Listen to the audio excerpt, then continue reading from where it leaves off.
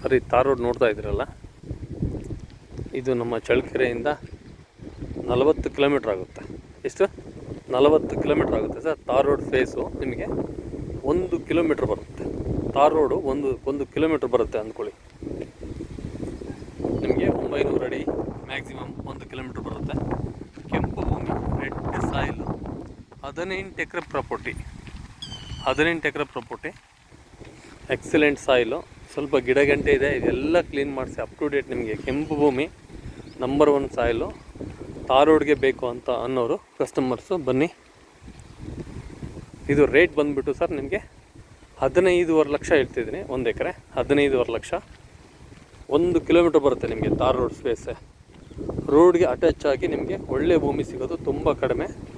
ಆದರೂ ಸಹ ನಾನು ನಿಮಗೆ ಕೊಡ್ತೀನಿ, ಬನ್ನಿ ಭೂಮಿ ನೋಡಿ, ನಿಮಗೆ ಒಂದು ಒಳ್ಳೆ ಡಾಕ್ಯುಮೆಂಟ್ ಕೊಡ್ತೀನಿ ಸರ್. ರೋಡ್ ಫೇಸು ನಿಮಗೆ 1 ಕಿಲೋಮೀಟ್ರ್ ಅಂತ ಹೇಳಿದ್ದೀನಿ. 18.5 ಎಕರೆ ಜಮೀನು, 100% ಜನರಲ್ ಪ್ರಾಪರ್ಟಿ, ರೆಡ್ ಸಾಯಿಲು, ತುಂಬ ಅಚ್ಚುಕಟ್ಟಾಗಿ ನೀಟ್ ಆ್ಯಂಡ್ ಕ್ಲೀನ್ ಇದೆ. ಕೆಂಪು ಭೂಮಿ, ಯಾವುದೇ ಥರ ಭೂಮಿಯಲ್ಲಿ ಬದಲಾವಣೆ ಇಲ್ಲ.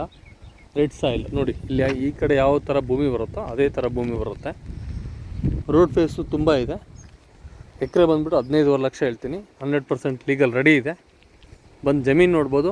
ಮುಂದೆ ಕೂತ್ಕೊಂಡು ನಿಮಗೆ ಸಮಾಧಾನಪೂರ್ವಕವಾಗಿ ಜಮೀನು ಆಯಿತು ಅಂದರೆ ಒಳ್ಳೆ ಒಂದು ವ್ಯವಹಾರ ಮಾಡಿಕೊಡ್ತೀನಿ. ಇದು ನಮಗೆ ಬೆಂಗಳೂರಿಗೆ ಬಂದುಬಿಟ್ಟು 230 ಕಿಲೋಮೀಟ್ರ್ ಆಗುತ್ತೆ ಲ್ಯಾಂಡ್ಗೆ. ಕೆಂಪು ಭೂಮಿ, ಯಾವುದೇ ಥರ ಭೂಮಿಯಲ್ಲಿ ವ್ಯತ್ಯಾಸ ಇಲ್ಲ. ಸ್ಕ್ವೇರ್ ಇದೆ ಭೂಮಿ. ರೋಡ್ ಫೇಸ್ ತಾರ್ ರೋಡ್ಗೆ ಸಿಗುತ್ತೆ. ನೀವು ಯಾವ ಪ್ಲಾಂಟೇಷನ್ ಬೇಕಾದ್ರೂ ಮಾಡ್ಬೋದು. ಫ್ಯೂಚರ್ಗೆ ಭಾಳ ಅನುಕೂಲ ಇದೆ.